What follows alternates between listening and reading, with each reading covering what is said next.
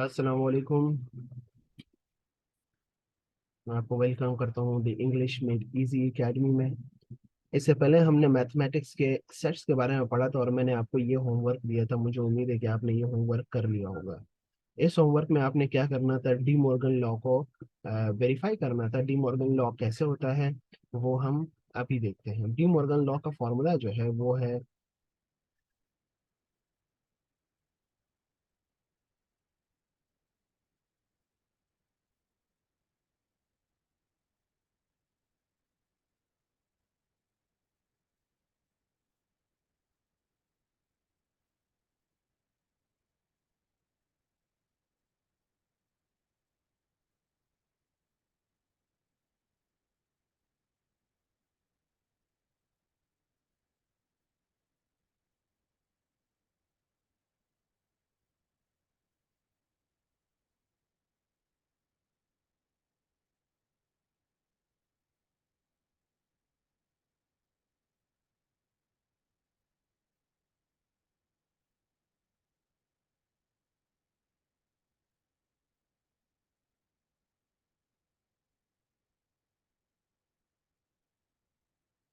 आपने हमेशा याद रखना है डी मॉर्गन लॉ का फॉर्मूला वो है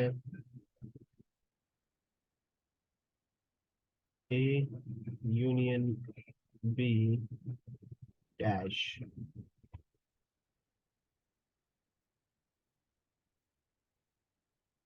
डी मॉर्गन लॉ का फॉर्मूला आपको याद होना चाहिए वो है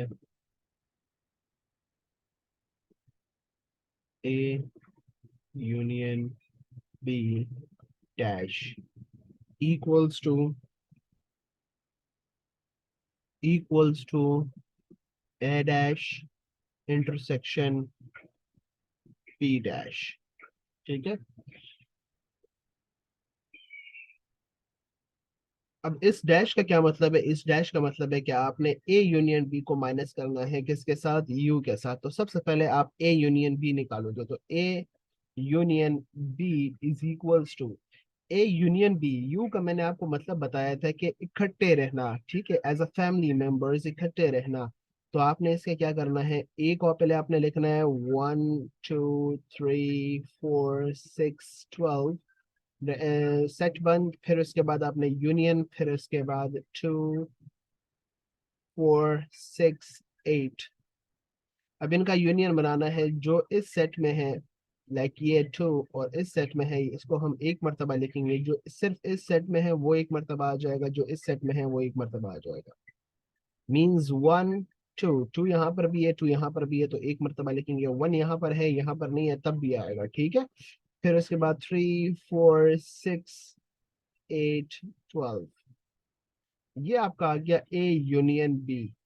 अब आपने क्या करना है, ए यूनियन बी का डैश लेना है। ए यूनियन बी का हम डैश कैसे लिखते हैं? तो सबसे पहले आपने ए यूनियन बी जो आपने निकाला है वो अब लिखोगे, नहीं बल्कि इसका मतलब है U minus A union B. तो सबसे पहले आपने यू लिखना है। यू का सेट आपको पता है कि 1 2 3 4 5 6 7 8 9 10 है, 11 12। इसको आपने माइनस करना है जो आपने सेट निकाला है उसके साथ, 1 2 3 4 6 8 12। जो माइनस हो रहे हैं सबसे पहले उनको काट देना है। जैसे 1 1 से माइनस हो रहा है, 2 2 से माइनस हो रहा है, 3 3 से माइनस हो रहा है, 4 4 से माइनस हो रहा है, 6 6 से माइनस हो रहा है, 8 8 से माइनस हो रहा है, 12 12 से माइनस हो रहा है। आपके पास जो बचेगा ए यूनियन बी का डैश, वो बचेगा 5 7 9 10 11। ये आपके पास ए यूनियन बी का होल डैश आ गया। अब आपने करना क्या है, आपने करना है ए डैश इंटरसेक्शन बी डैश के लिए। सबसे पहले आपने ए डैश लिया। ए डैश का मतलब है यूनियन में से ए माइनस करो। आप इसमें से ये माइनस करोगे, आपके पास ए डैश आ जाएगा। फिर इसके बाद आपने बी डैश निकालना है। बी डैश का मतलब भी यही है कि यू में से आप बी माइनस करो। आप ये करोगे आपके पास बी डैश आ जाएगा। फिर इन दोनों का आपने ए डैश इंटरसेक्शन बी डैश निकालना है, वो आप कैसे करोगे? जो आपने निकाला है सबसे पहले वो इधर आ जाएगा, ठीक है, फिर उसके बाद जो आपने निकाला है वो इधर आ जाएगा। जब ये सारी चीजें यहाँ पर आ गई और यहाँ पे इंटरसेक्शन आया और यहाँ पे आई और यहाँ पे इंटरसेक्शन आया, तो आप क्या करोगे? अब मैंने आपसे इंटरसेक्शन के बारे में बताया था कि इंटरसेक्शन क्या है। इंटरसेक्शन है कि जो आ, एक साथ आ रहे होंगे वो नीचे आ जाएंगे, मीन्स के जो सेम टू सेम है, जो जुड़वा है वो नीचे आ जाएंगे। मीन्स अगर यहाँ पर 2 है, यहाँ पर 2 है, बाकी डिफरेंट है, 3 4 5 6, तो आपने सिर्फ इन दोनों को लेना है, ठीक है। निपोटिज्म, निपोटिज्म कि अगर यहाँ पर भी है और यहाँ पर भी है तो ये दोनों आके नीचे A dash N B dash is equals to 2 आपका आंसर हो जाएगा, ठीक है। लेकिन 2 आएगा नहीं, क्यों 2 नहीं आएगा? क्योंकि आपका ये वाला जो आंसर है बिल्कुल इस तरह आ जाएगा, ये जो ये वाला आंसर है ना, इस तरह बिल्कुल आ जाएगा, ठीक है। आपने ये करना है, इसकी प्रैक्टिस करनी है, ठीक है। ये बुक का क्वेश्चन है, फिर उसके बाद आप करोगे ये वाला सवाल जो सेम टू सेम बुक से लिया गया है, आप ये वाला सवाल करोगे। फिर उसके बाद आपने करना है ये वाला। इस वाले सवाल को मैंने पहले पिछली वीडियो में एक्सप्लेन किया है। सबसे पहले आप क्या करोगे? आप ए यूनियन बी निकालोगे, फिर ए इंटरसेक्शन बी निकालोगे, फिर जो आपने आंसर निकाला इसको आपस में क्या कर दोगे? माइनस कर दोगे, तो आपके पास इसका आंसर आ जाएगा, ठीक है। ये भी मैंने आपको करके दिखाया हुआ है, आपने देखना है पिछली प्रीवियस वीडियो में। अब बारी आती है इस वाले सवाल की। सर मैंने पूरी सेट्स का चैप्टर का की चांद मारी, लेकिन मुझे ये वाला सवाल नहीं मिला, तो ये वाला सवाल क्या कहता है? ये वाला सवाल है चैप्टर वेरिएशन से। ये वाला सवाल किससे है बेटा? ये चैप्टर वेरिएशन से।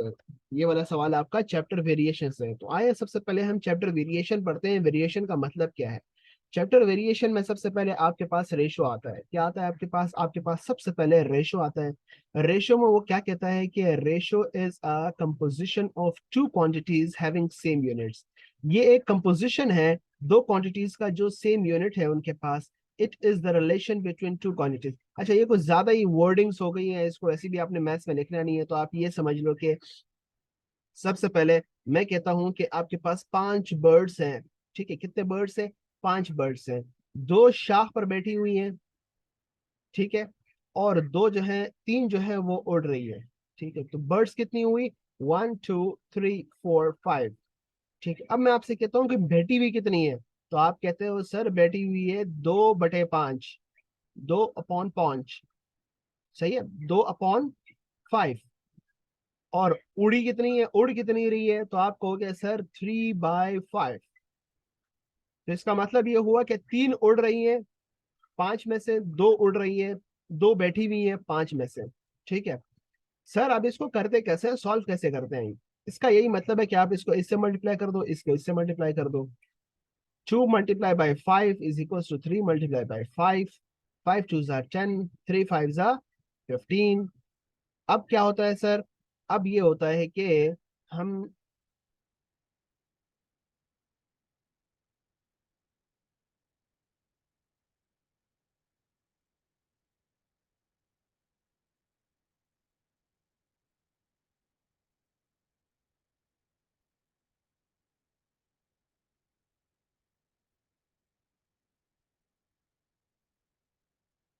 अब अगर हमें पता लगाना है कि भाई परिंदे कितने हैं ओरिजिनली, तो हम क्या करते हैं? 5 को इससे मल्टीप्लाई कर देंगे, 5 को इससे मल्टीप्लाई कर देंगे, ये 2 × 5 और इज इक्वल्स टू 3 × 5 हो जाएगा, ये 10 हो जाएगा, ये 15 हो जाएगा। अब आपने यहाँ पे ये प्लस हो रहा है, इसको वहां लेके जाओगे ये माइनस हो जाएगा, तो is equals to 0 is equals to 15 - 10 is equals to 5। अब परिंदे आपके पास टोटल 5 आ रहे हैं, लेकिन हमने इसको क्या कर दिए? स्प्लिट कर दिए हैं। हमने ये बताया कि इसमें से 2 उड़ रहे हैं और 3 उड़ रहे हैं और 2 बैठे हुए हैं। तो सर आप कहना क्या चाहते हैं? मेरा कहने का ये मतलब है कि हम इसका ऐसा रेशो बना सकते हैं कि 2:5 एंड 3:5। इट मीन्स के 2 उड़ रहे हैं और 3 आपके पास, 2 बैठे हुए हैं, 3 आपके पास उड़ रहे हैं। सर आइए सबसे पहले हम एग्जाम्पल करते हैं। एग्जाम्पल नंबर वन में वो आपसे कहता है कि 400 मीटर टू 900 मीटर करना है, ठीक है। 400 मीटर टू 900 मीटर आपने जाना है, तो इसका रेशियो ऐसे बनेगा 400 मीटर रेशियो 400 रेशियो 900। अब इस रेशियो का मतलब होता है अपॉन, तो 400 अपॉन 900। सही है, 400 अपॉन 900 हो जाएगा। अब आप क्या करोगे, is equals to 4, is equals to 4 divided by 9। 4 divide by 9 कैसे, ये दो जीरो कैंसिल हो गए, इन दो जीरो से आपके पास बच गया 4 डिवाइड बाई 9 और आपके पास रेशियो आ गया 4:9। ठीक है, ये सर ये तो बहुत आसान है, इसमें तो कोई इश्यू नहीं है, मसला ही नहीं है। सर आप कुछ बड़े बड़े एग्जाम्पल्स करके बताएं जो हमें समझ में भी ना आ रहे हो। हम सबसे पहले इसको मिटा देते हैं।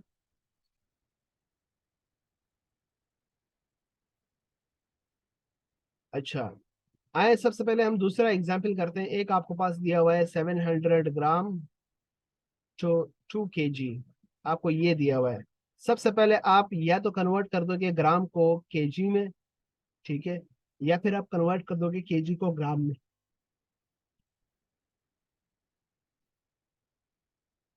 तो अब हमने क्या करना है इस सवाल में, 700, क्योंकि हमें जीरो जीरो चाहिए होते हैं, तो ग्राम टू 2 × 1000 ग्राम।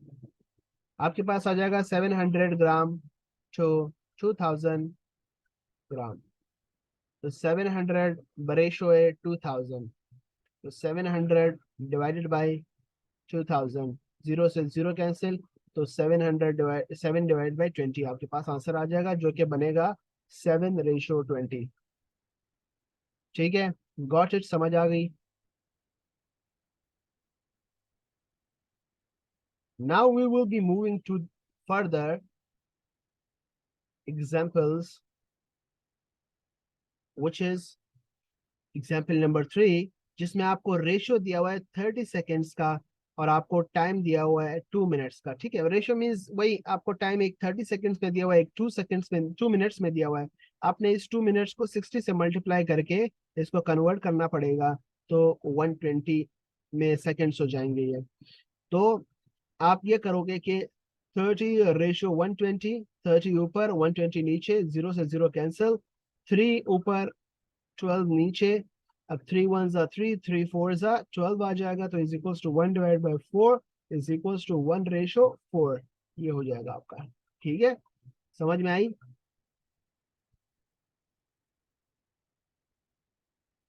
सर बेहतरीन बेहतरीन, क्या समझा है सर, अब आगे चलो। सर जरा ये तो करके बताएं।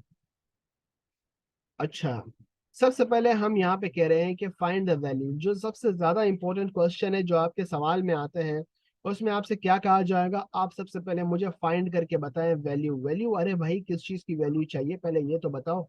वो कह रहा है मुझे वैल्यू चाहिए, मुझे वैल्यू चाहिए एम की, मुझे वैल्यू चाहिए एम की। ये आपके पास रेशोज है, 3m+5:4, 4m+3 एंड 2:3 आपके पास बन रहा है आर इक्वल। ये क्या है आपके पास, इक्वल है।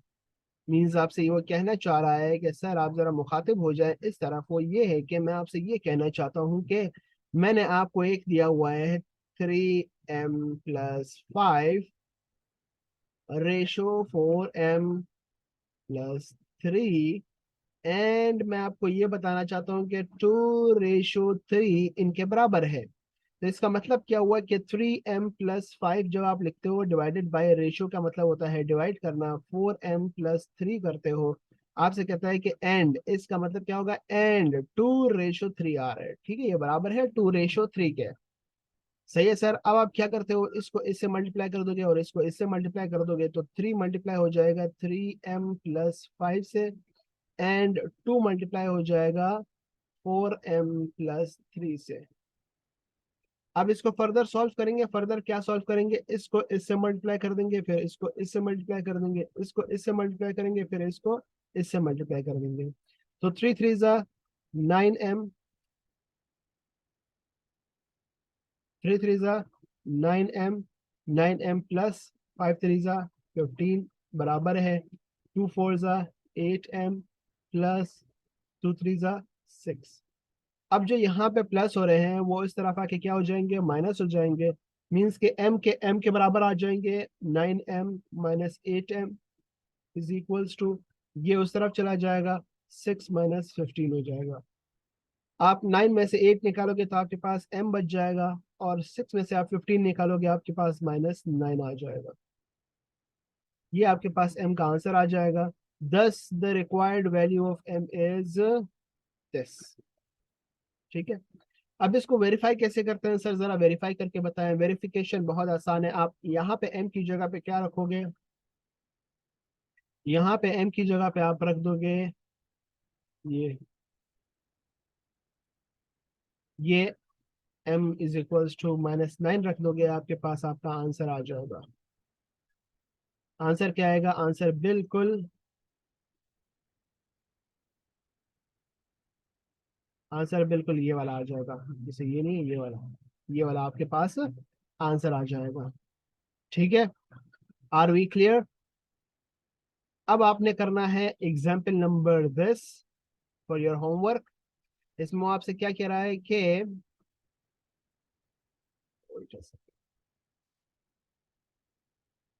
इसमें वो आपसे क्या कह रहा है कि आपके पास एक क्वेश्चन है जिसमें each term of the ratio is 4:15 to make it equal to, ये 4:15 है, जो कि बराबर है किसके, बराबर है 2/3 के, इट मीन्स 2:3 के। तो कह रहा है आप सॉल्व करो इसको। Be a, required number be a according to the given condition. सही है, तो आप 4 में प्लस कर दोगे, ए को 15 में प्लस कर दोगे, मीन्स कि आपने रिक्वायर किसके लिए करना है, ए के लिए करना है। ठीक है, ए के लिए आपने फाइंड आउट करना है। तो आप 4 प्लस ए कर दोगे डिवाइड बाई 15 प्लस ए कर दोगे। इसको आप इस तरह भी लिख सकते हो, शुरू शुरू में आप ये कर दो 4 + a रेशो 15 + a एंड 2:3। इसको आप इस तरह भी लिख सकते हो। ठीक है।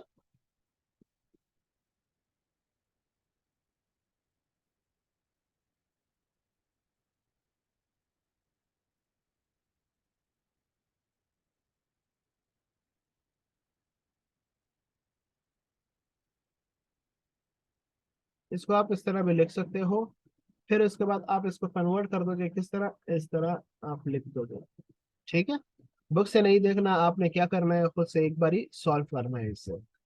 फिर उसके बाद हम आते हैं find the value for x. हमें एक्स के लिए वैल्यू फाइंड करनी है, जबकि 40:60 = 50 रेशो एक्स। मीन्स कि आपको उसने रेशो दिया होगा 40:60 इज इक्वल्स टू, ये इज इक्वल्स टू भी दे सकता है, और ये आपको कंफ्यूज करने के लिए आपको ये भी दे सकता है कि वो आपको क्या कर देगा, इस तरह के रेशोज दे देगा और बोलेगा 50:x। ठीक है। अब आपने क्या करना है, 40/60 कर देना है।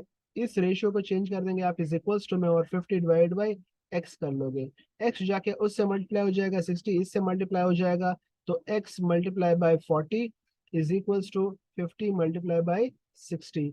अब आप क्या करोगे, आप x × 40 इज इक्वल्स टू 50 को 60 से मल्टीप्लाई कर दोगे, आपके पास आंसर आ जाएगा 50 × 60 इज इक्वल्स टू 3000।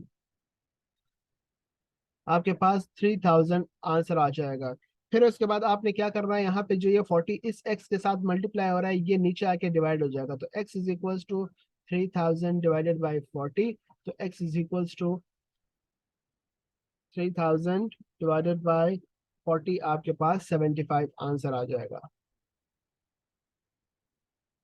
ठीक है, आर वी क्लियर?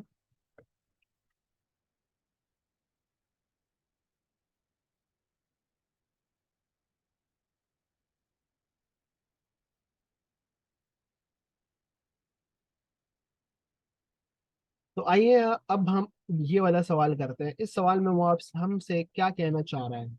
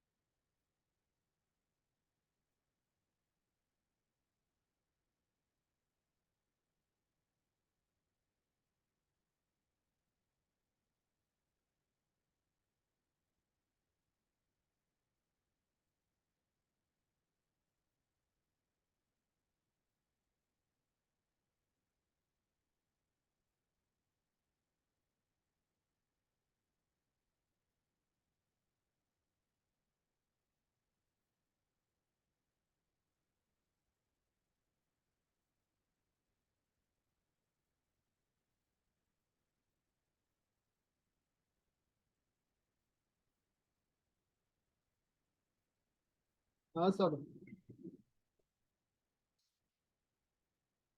वो धरो नंबर वन।